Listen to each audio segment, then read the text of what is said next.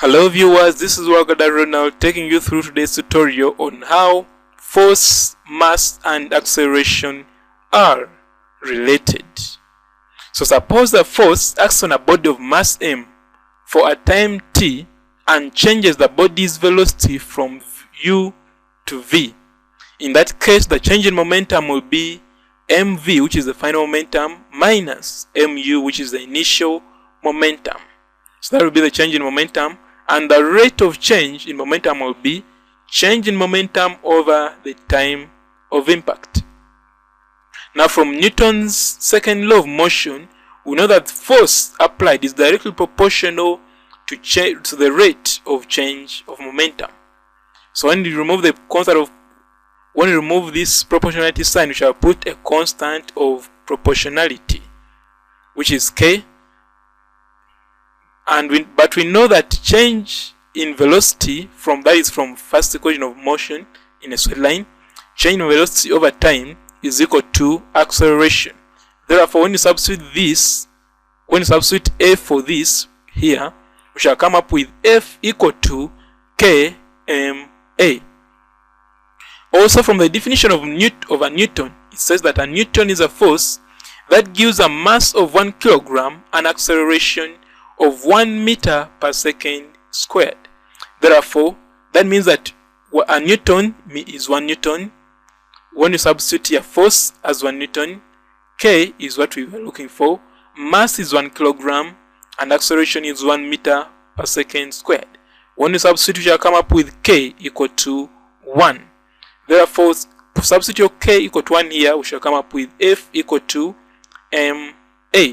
So this is the relation of force, mass and acceleration, and we shall use it to solve certain problems.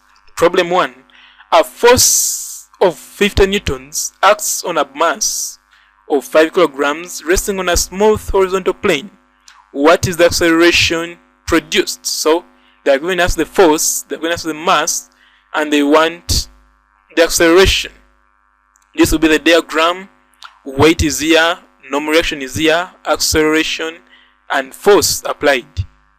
So in this case, we shall remember that F is equal to ma, where F is the resultant force and 50, mass is 5, A is what we want. So when we make A the subject, we shall come up with 10 meters per second squared. So that will be the acceleration they wanted. Problem 2, they have given us the mass 5 kilograms and is moving at a steady speed of 15 meters per second when it meets with a fixed resistance of 10 newtons. How long does it take to come to rest?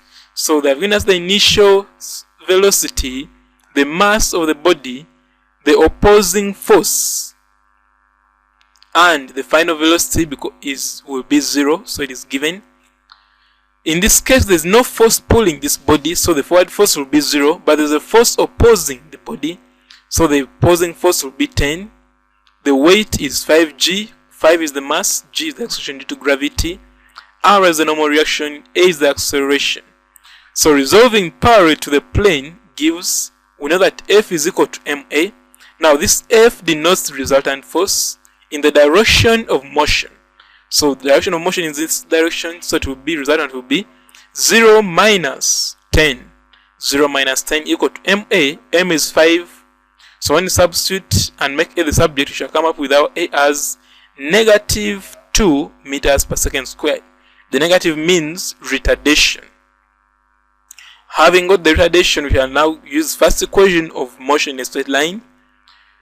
The initial velocity is 0, final velocity is 0, initial velocity is 15, acceleration is negative 2, and t is what we want. So when you substitute and make it the subject, you shall come up with 7.5 seconds, and that is the time they wanted. Problem 3, the mass is 2 kilograms, and the body is at rest on a rough horizontal table. A force of 20 newtons is applied to the mass, the force making an angle of 30 degrees with the table. Frictional resistance is equal to 5 newtons. What is the acceleration of the mass?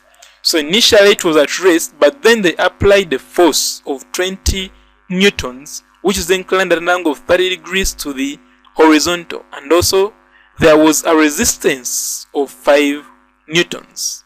The body was of mass 2 kilograms, therefore the weight is 2g newtons, and the normal reaction is r. Acceleration is in that direction of motion. In this case, we have to resolve horizontally and vertically. Horizontally, this will become 20 cos 30, and vertically it will become 20 sin 30.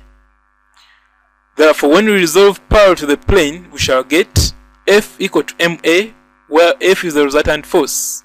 So the resultant force in the direction of motion is in this direction, so it will be 20 cos 30 minus 5, which is this.